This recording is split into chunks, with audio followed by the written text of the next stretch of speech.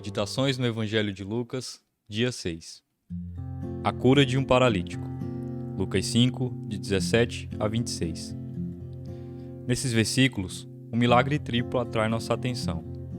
Na mesma ocasião, vemos o Senhor Jesus perdoando pecados, lendo os pensamentos dos homens e curando um paralítico. Aquele que fez essas coisas com perfeição e autoridade certamente era o próprio Deus. Um poder assim jamais foi possuído por qualquer homem.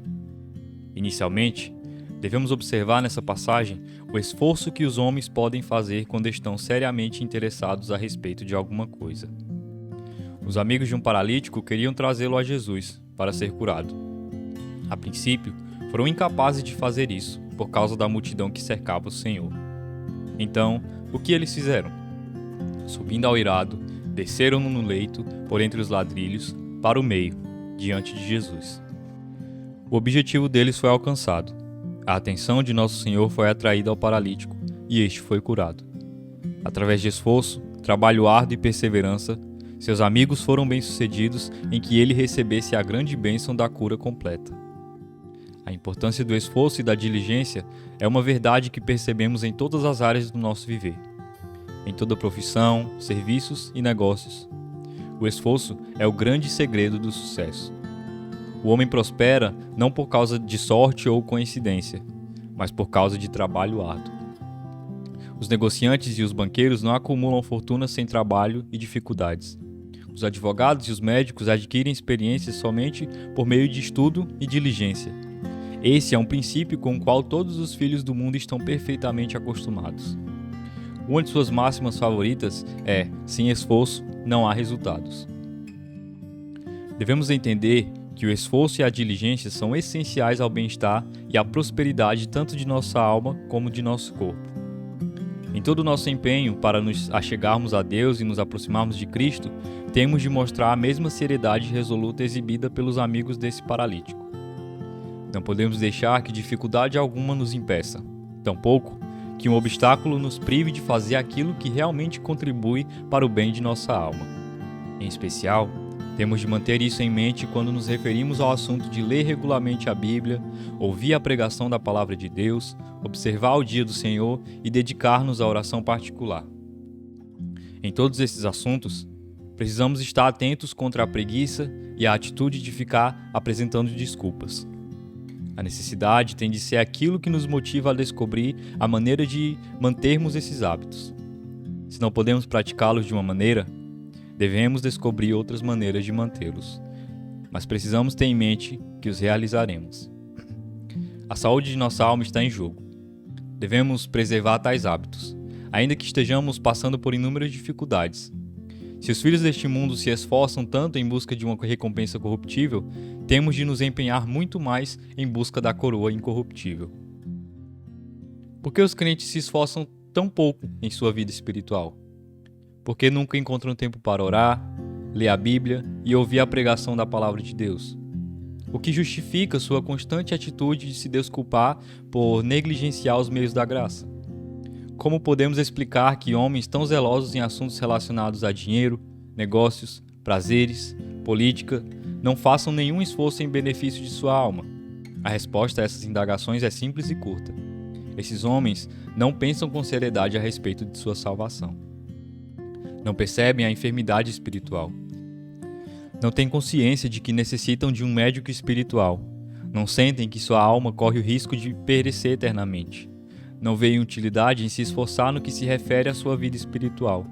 Em trevas assim, milhares de pessoas vivem e morrem. Realmente felizes são aqueles que reconheceram o perigo em que estavam e consideraram tudo como perda para ganhar a Cristo e ser achados nele. Em segundo lugar, devemos observar nessa passagem a bondade e a compaixão de nosso Senhor Jesus Cristo. 2 vezes ele falou com bastante ternura ao infeliz paralítico que estava diante dele. A princípio, Jesus dirigiu-lhes estas maravilhosas e comoventes palavras: Homem, estão perdoados os teus pecados. Em seguida, acrescentou palavras que, no aspecto de produzir conforto, eram secundárias à bênção do perdão. Ele disse ao paralítico: Levanta-te, toma o teu leito e vai para casa. Inicialmente, Jesus deu-lhe a certeza de que sua alma estava curada.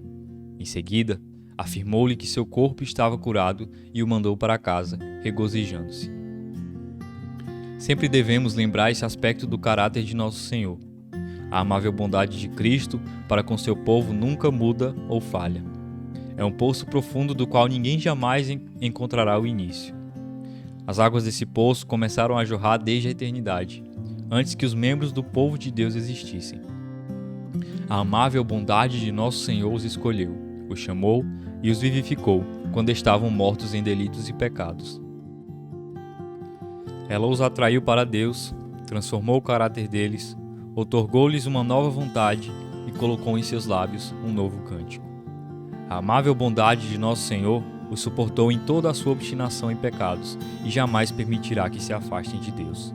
Ela fluirá para todo sempre, assim como um rio caudaloso, durante as intermináveis eras da eternidade. O amor e a misericórdia de Cristo têm de ser a segurança do pecador quando ele inicia a jornada cristã, e será a sua única garantia quando atravessar o rio tenebroso para entrar em seu lar. Por experiência íntima, procuremos conhecer esse amor e valorizá-lo cada vez mais. Permitamos que esse amor nos impulsione continuamente a viver não para nós mesmos, mas para aquele que morreu e ressuscitou por nós. Por último, devemos observar nessa passagem o perfeito conhecimento de nosso Senhor no que se refere aos pensamentos dos homens. Quando os escribas e fariseus começaram a arrazoar secretamente, acusando de blasfêmias, o Senhor Jesus sabia o que eles realmente eram e os envergonhou publicamente. O relato de Lucas nos diz que Jesus conhecia-lhes os pensamentos. Devemos pensar diariamente no fato de que nada podemos ocultar de Cristo. A Ele aplicam-se as palavras da Epístola aos Hebreus. E não há criatura que não seja manifesta na sua presença. Pelo contrário, todas as coisas estão descobertas e patentes aos olhos daquele a quem temos de prestar contas. Pertencem-lhe as afirmações do Salmo 139, de que todo crente deve estudar com frequência. Não existe qualquer palavra em nossos lábios ou qualquer imaginação em nossas mentes que ele não saiba completamente. Quanto à prescrutação íntima esse pensamento deve suscitar em nós? Cristo sempre nos vê e nos conhece. Todos os dias ele observa nossas atitudes, pensamentos e palavras. Recordar essa verdade deveria alarmar os ímpios e levá-los a abandonar seus pecados.